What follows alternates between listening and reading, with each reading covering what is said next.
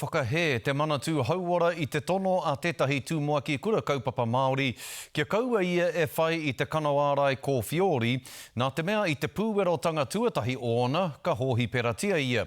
Hei tā te tūmoaki e kōrero hia nei ko taka āroto i tēnei whakatau a te manatū me te kore o ona e ata mōhio iho heaha i pēnā ai tō rātou aro kore ki tāna tono. Anei rā ata Aroe Black. Ko te rā tuatahi o te tau ki te kura i raro i nā ture o Mekona. For me it's doubly harder. Kei te hia hoki tēnei tumuaki Māori kia pūweroa ia e nari ka mau atu ia ki te kāina.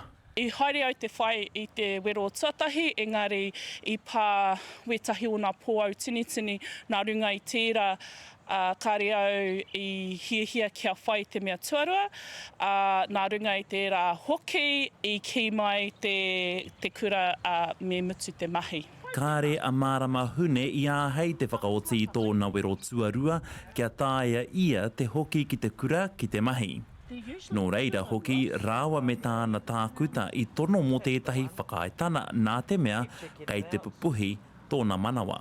I whiwhia i taku wero tuatahi i te noema, rua rā whai muri i tērā, i haere au ki taku tākuta, nā no i tono i ahau kia haere ki te hōhipera, hua rima rā au i reira, maha kē ngā whakamātautau i whakamahia e rātou kia kimihia i te raru, i te mutuna iho ko tō rātou ki te tākuta, ki taku tākuta, kua nui ake taku ate o tētahi wāhanga o taku ate. I whai tautoko ia mai tōna tari tākuta Turuki Healthcare mō tētahi whakaetana. Ko tā māua whakaaro me pēhea e kore whakaitea i tūtuki ai te tono, i roto i te tono ētahi paiaru me kei, i eke ai au ki ngā paiaru e rua, tērā ko te raru o te manawa,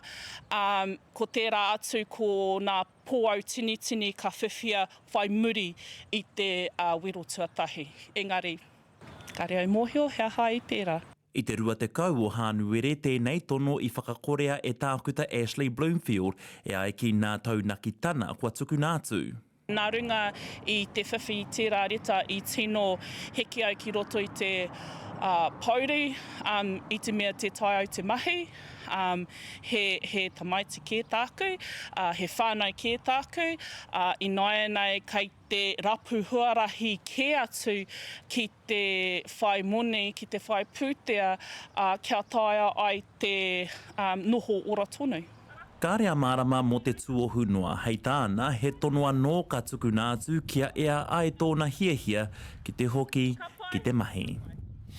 Nō reira, kia tahuri ake tātou, kia tā Aroe Black, kia rongo ai tātou. E ahua na tēnei take ki hia i tēnei wānei. Nō reira, e te rangatira tā Aroe, heha tā te manatū hauora i tēnei wānei? Ai, tēnei ata e Scotty i pātai mātou arā ki te manatū hauora, hea hai tahuri ai te tuara ki te tono a mārama. Ai, whakamārama mātou kia rātou, ia mātou tōna mana whakai kia tuku he tono ake maia mātou o te karere.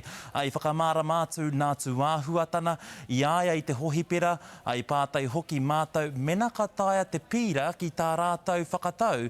Ai, kōrero mātou ki te manatū hauora, ka pāho mātou he pūrono i tēnei rā, me te pātai hoki mō tētahi whakautu i mua i tēnei pāhotana.